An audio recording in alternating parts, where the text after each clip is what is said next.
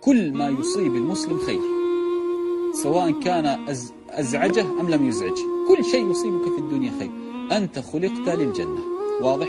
وأحيانا الله عز وجل يرسل عليك البلايا لتنعم بها في الآخرة. لهذا أعطيك مثال، يعني كمثال بسيط: الكلام الذي يؤذيك في الدنيا، أعيد، الكلام الذي يؤذيك في الدنيا، والله فلان قال عنك كذا، فلان قال عنك، فلانة قالت كذا، الكلام الذي يؤذيك هذا في الدنيا هو الذي سيسعدك في الآخرة، واضح؟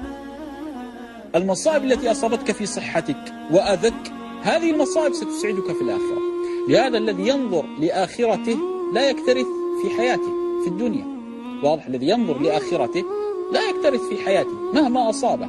وأنت تريد أن تعيش ملكا؟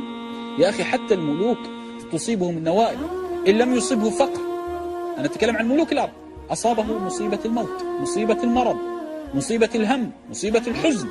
ما أحد يسلم في الدنيا. أعطني رجل سلم من الدنيا.